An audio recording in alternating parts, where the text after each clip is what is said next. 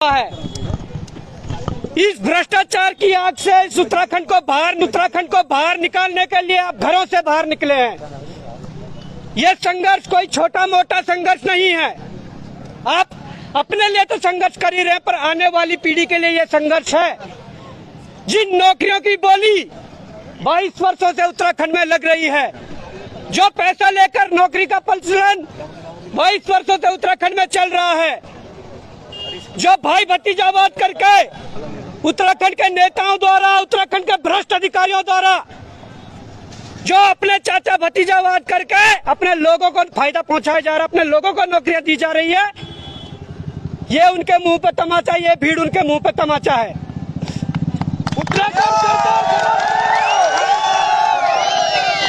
सरकार शर्म करो। हम जानते हैं कि उत्तराखंड का पूरे देश में जो हमारे राज्य का क्या योगदान है, इस भारतवर्ष के लिए उत्तराखंड का क्या योगदान है, परंतु उसके बावजूद भी हमारे लोगों को नजरअंदाज किया जा रहा है, हमारे लोगों का शोषण किया जा रहा है। यह बड़े शर्म की बात है। हम लोगों ने राज्य लिया था, लड़कर लिया था। कोई ऐसा नहीं है कि तुमने हमें गिफ्ट में कोई राज्य दिया है। उस राज्य की लड़ाई में 44 से अधिक शहादतें हुई है। हमारे जो आंदोलनकारी थे, 44 से अधिक शहादतें हुई है। कई लोगों के गोलियां लगी है, कई लोगों को जेल ले गए थे। ऐसे संघर्षों के बाद जिस राज्य को लिया था, उस राज्य में आज हमें यह देखने को मिल रहा है कि एक एक पद के लिए, ग्रुप सी के एक एक पद के लिए 20-20, 25-25 लाख की बोलियां लग रही है। ए के पद के लिए 50 लाख तक की बोलियां लग रही है। और जो पुष्करधामी वीक है, जो एक ऐसा प्रदेश है पूरे देश भर में जहां सभी चाहते हैं कि मेरी नौकरी यदि उत्तराखंड में हो जाती तो इससे अच्छा कुछ नहीं था। बाहरी प्रदेश के लोग एसडीएम बनने के लिए, डीएसपी बनने के लिए करोड़ रुपए लुटा रहे हैं। हमने विरोध किया था, पीसीएस का पेपर बाहर है। हमने विरोध किया था, पीसीएस के पेपर में सील नहीं है। हमने विरोध किया था कि पीसीएस का जो पेपर है, उसकी जो तुम्हारी प्री की जो ओएमआर वगैरह है, उनको इन्होंने जला दिया, जबकि मामला कोर्ट में लंबित है। अपने नियमावली के विरुद्ध जाकर उत्तराखंड के युवाओं के साथ छलावा कर रहे हैं। हमने कहा था पुलिस का रिजल्ट अच्छी तरीके से निकालिए, पुलिस के रिजल्ट को जल्दीबाजी में निकाल दिया। फाइनल आंसर की तक साइड में नहीं डाली और वहां पर रिजल्ट निकाल दिया। अब कोई कहते हमारे 165 थे, हमारा नहीं हुआ, 150 वाले का सिलेक्शन हो गया। ये खामियां क्या है? जब कहा जा रहा था कि पटवारी का पेपर जांच के बाद करवाइए, तो उन्होंने नहीं मानी। कहा जा रहा था पीसीएस का पेपर जांच के बाद करवाइए, उन्होंने नहीं मानी।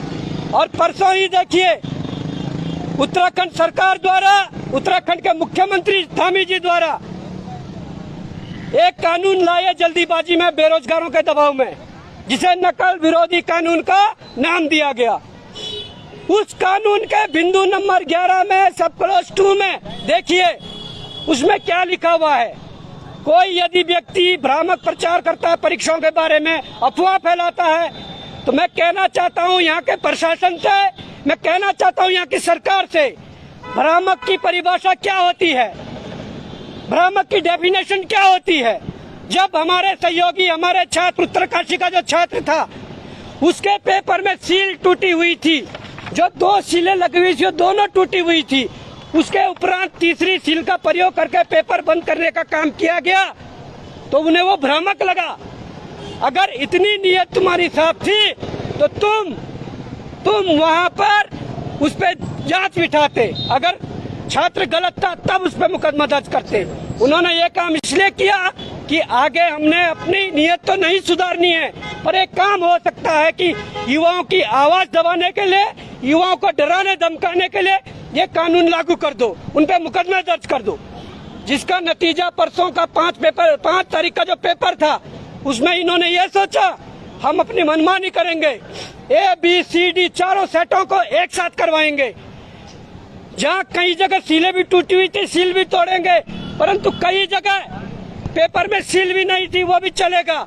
वो इसलिए चलेगा, उन्हें पता था कि हमने जो नकल रोधी कानून जारी किया हुआ है, जो लागू किया हुआ है, उससे डर कर हमारे छात्र चुप बैठ जाएंगे, कोई आवाज नहीं उठाएगा। पर जब खामियां थी, उत्तराखंड बेरोजगार संघ ने आवाज उठाई और अब उस पर जांच होनी चाहिए। अगर नकल रोधी कानून एक छात्र पर लग सकता है तो जिन्होंने गलतियां की, चारों सेटों को एक बनाने की, उन पे भी नकल रोधी कानून लागू होना चाहिए।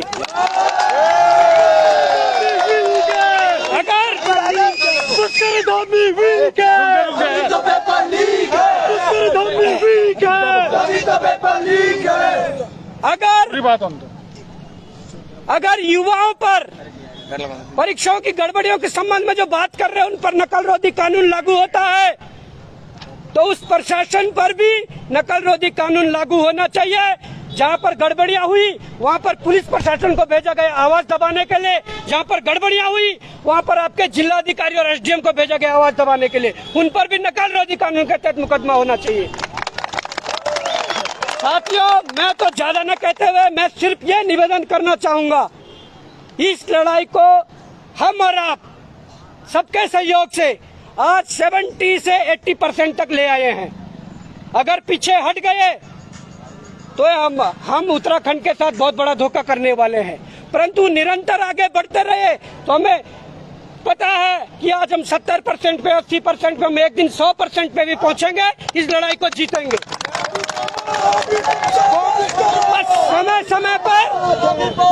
समय पर जब भी कोई बड़ा कार्यक्रम हो, जब भी सरकार को जगाने का कार्यक्रम हो, तो सब जब आह्वान किया जाए तो जरूर आइए।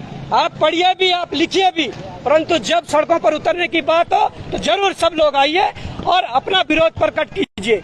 आज जो सभी आए हैं, आप सभी का दिल की गहराइयों से सबका नाम लेना संभव नहीं है, परंतु मैं कहता हूं कि आप सभी इस आंदोलन में कदम से कदम मिलाकर खड़े रहिए, कंधे से कंधा मिलाकर खड़े रहिए और जरूर हम इस तानाशाही सरकार को, हिटलरशाही सरकार को झुकाएंगे, ये हम विश्वास दिलाते हैं। और तुम्हारे साथ हैं। और व्यक्त करते हुए हमारा देश भर में होलिका दहन की जा रही है और हम इस निरंकुश सरकार का, इस तानाशाही सरकार का, इस हिटलरशाही सरकार के पुतला दहन कर रहे हैं।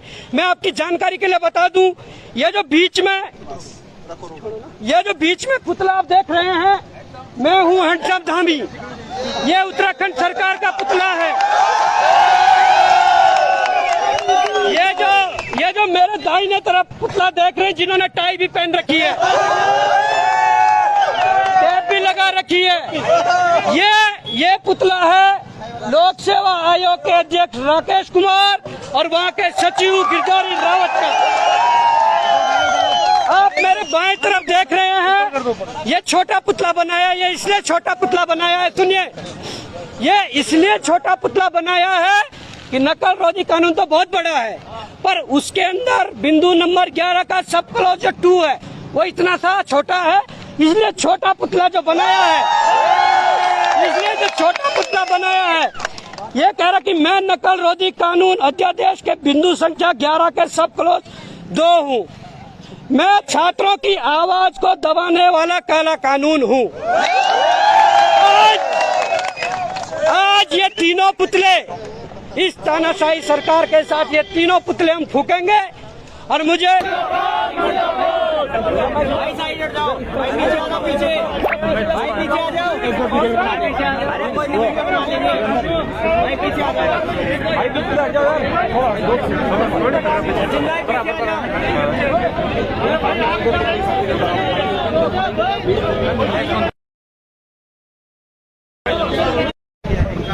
और ये बढ़िया से फूटा हुआ